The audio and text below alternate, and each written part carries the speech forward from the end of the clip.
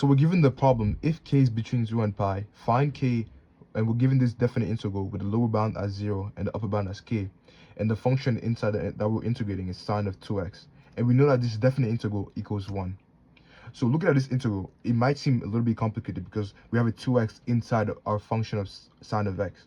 But we can use a trick called u substitution to make this integral way easier to solve.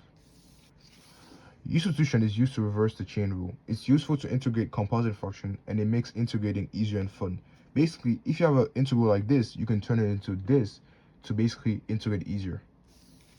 The steps of u substitution are pretty straightforward. Basically, you choose an inner function and you replace it with u, then you set that u equals the inner function, then you take the derivative of both sides and you set dx equals du over derivative. Basically, you manipulate the expression to get dx equals du divided by the derivative.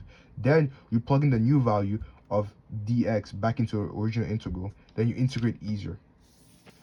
A quick note, for definite integrals, we can solve for the bounds in terms of u so that we don't have to plug in the function of u back in our integral after we integrate. This is our integral. We know we have two functions. We have sine of x and 2x. Basically, 2x is inside of sine of x, as you can see. To choose u, you have to choose the function that's easier to take the derivative of. Between these two, which one do you think is easier to take the derivative of? It's obviously 2x. Remember, to take the derivative, you multiply by the power and we remove a power. So for this, the derivative of 2x will just be 2, compared to this, where the derivative of sine x is cosine x. So you choose which one is easier. In our case, 2x is easier. So we chose 2x as our u value. So now we take the derivative of both sides. So we get du over dx equals 2. From there, we can manipulate the expression so we get dx on one side. So we get dx equals du over 2. Then from here, this is our dx. We can plug it back to the original integral. But before we do that, we can solve for our bounds in terms of u. All we have to do is just plug in whatever our values of our bounds were in this function, and we get our new bounds. So I plug in the upper value of k and the lower value of 0. So I got my new upper bound as 2k and my new lower bound as 0. So now we just plug everything in. So I plug in 2k as my new upper bound. My lower bound stays the same. I replace 2x with u, and I replace dx with du over 2. So now we have an easier function to integrate. So remember, we have 1/2. It's a constant. So we can move the constant out of the integral. So now we have an easier function to integrate. All we have to do is integrate sine u. Remember, the integral of sine x is negative cosine x, which means that the integral of sine u will be negative cosine u. Our upper bound is 2k and our lower bound is 0. Remember, for definite integrals, we plug in the upper bound minus the lower bound. So what we get is that we get negative cosine 2k plus, be careful, because it's going to be negative cosine 2k minus negative cosine 0, which turns into a positive.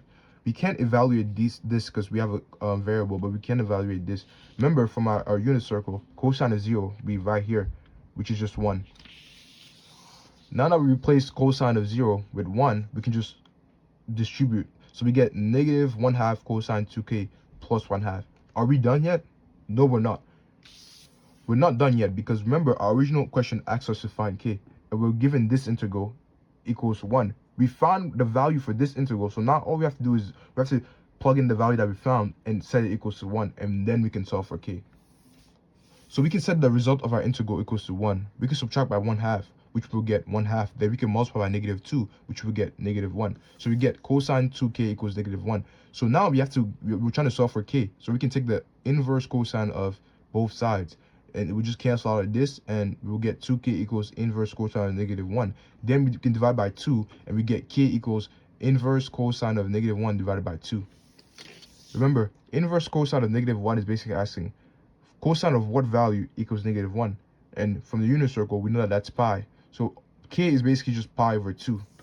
We know that this answer is right because in the question, we're given that k is between 0 and pi over 2 falls between these bounds.